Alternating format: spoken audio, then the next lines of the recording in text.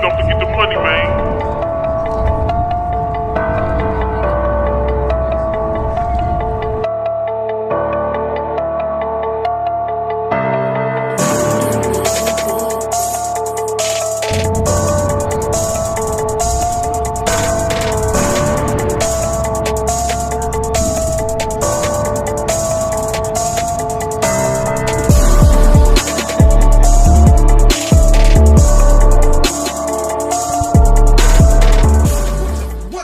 Matt Clark here at the new Matt Clark. How are each and every one of you doing on this amazing Thursday? I'm doing great, my girl's doing great, my family's doing great, and I hope each and every one of you are doing great, even though right now times are just whack. If you could please hit that like button, that subscribe button, that bell notification button so you get all these videos when they're new. If you could share with somebody on social media, help spread the message, help spread the word, that would be amazing. And there's a PayPal option if you'd like to donate, help, and support the channel. So we're going back to T.y.a.c.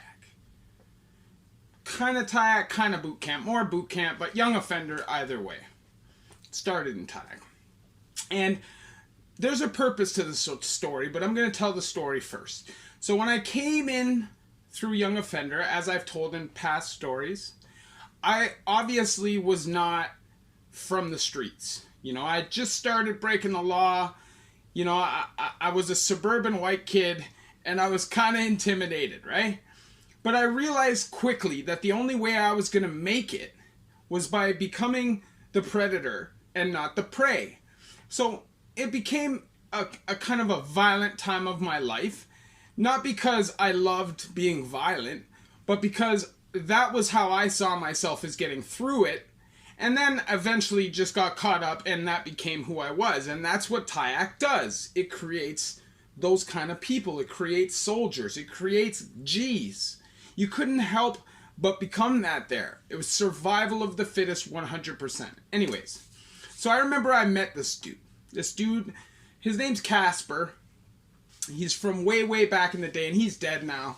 Rest in peace. And we became friends after. But this story was kind of weird, right? So we were at boot camp, and this guy was kind of the guy that was taking the punk offs.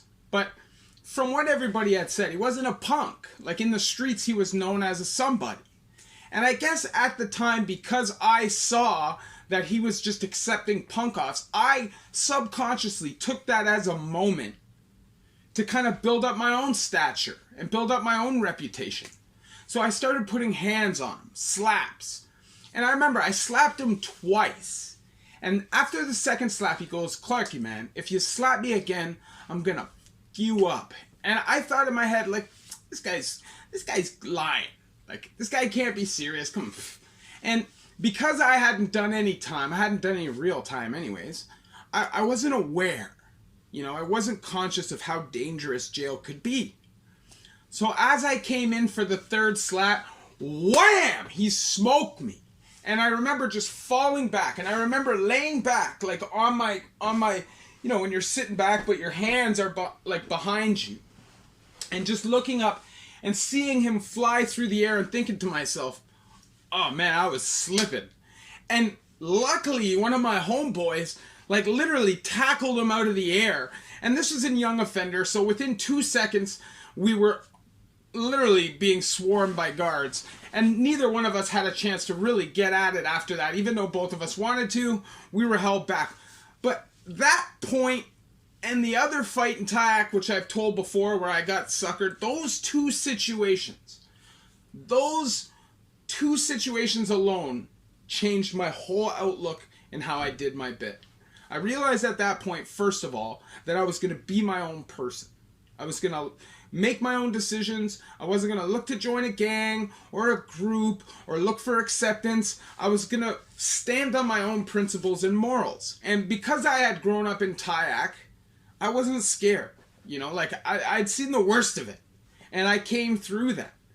And honestly, time actually became really easy for me because I had done so much in such ridiculous places that I was comfortable no matter where you put me. I did a lot of time in Toronto, a lot of federal time, a lot of bucket time in Lindsay. And honestly, in all of those places, I was more comfortable than I was on the street. And it was a really, really, really horrible existence, first of all. It's lonely. People start giving up on you. it becomes a pretty terrible existence. But I'll tell you what, I was lucky that I learned that lesson there. And this is the thing, a lot of guys come in, they'll come in, they'll be with a couple homeboys, they'll get caught up, they'll think that they're running crap. You see it in places like Fembrook and in the lower security places all the time, little groups of guys that are running around kind of terrorizing things, and they don't realize that some of the guys that they're terrorizing are killers that just don't feel like killing anybody. And every now and then, one of these guys will lose their minds. And I was lucky because the guy that I had that problem with, Casper, was known for being a shooter in the street and died by the gun. So I was lucky he wasn't strapped up, he wasn't shanked up, ready to just poke anybody, because obviously that's in his mentality. But for some reason he chose not to do that and carry himself that way and be an honorable person. And you know what? The reality is, I felt like a piece of shit after doing that, and we became good friends. We became good friends because, first of all, I realized that he wasn't anything but a good guy just trying to do his own time. And when you're in that young T.y.a.c environment and boot camp and just a bunch of young guys together, 16 and 17 years old, it's mayhem. There's no order. Nobody wants to follow any rules. Nobody ever wants to do anything but make noise, bang on tables. It's mayhem.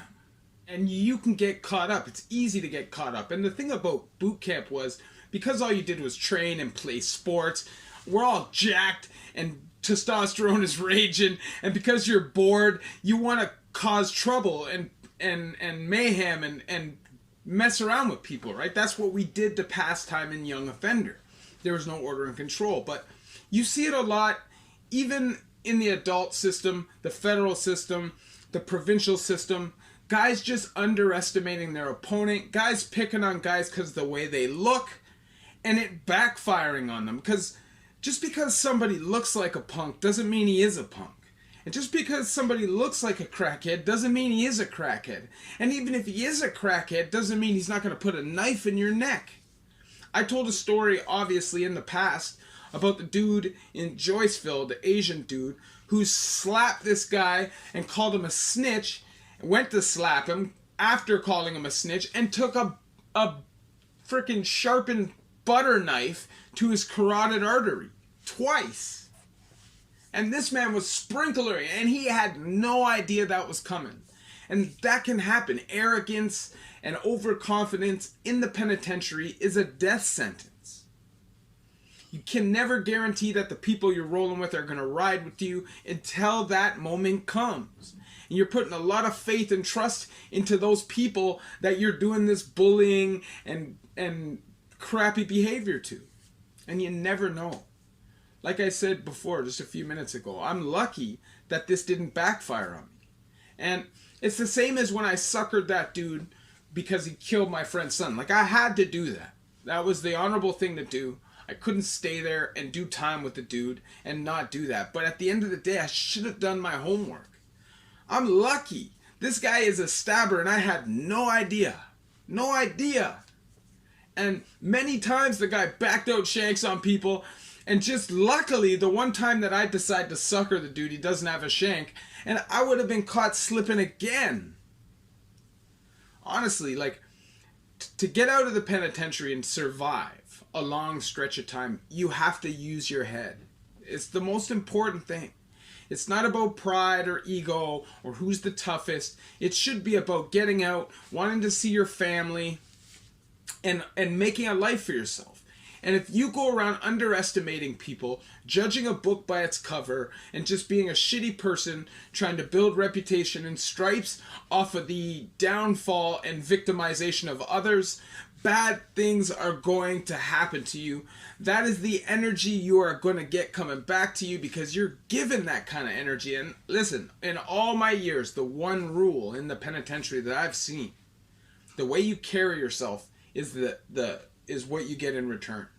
So if you're walking around with a knife and you're acting like you're some hardcore stabber, you're probably going to get poked up. But if you carry yourself like a gentleman, do your time, don't try to flex on anybody, most likely you'll go through your time without having any problems at all. Now, there are exceptions to that rule for exactly the reason why I made this video, because people go into situations sometimes and want to take advantage of somebody else's weakness.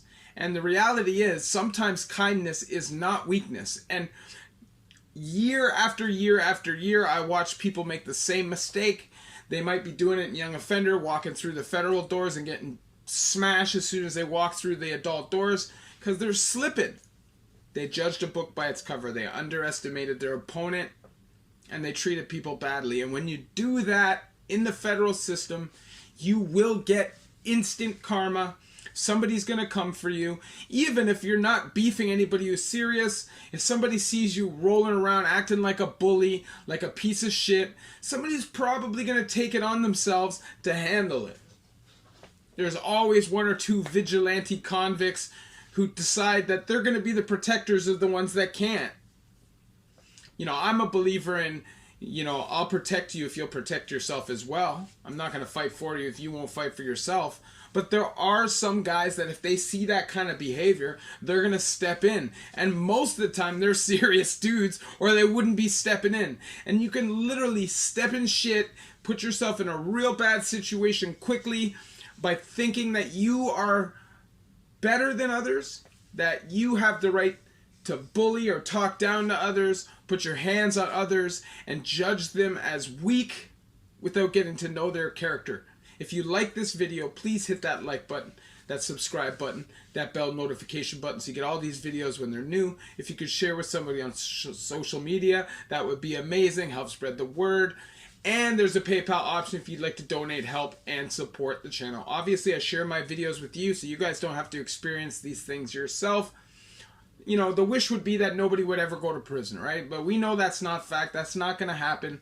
So I make these videos hoping that maybe somebody will hear it. Even just 1, 2, 3, 10, 20 people.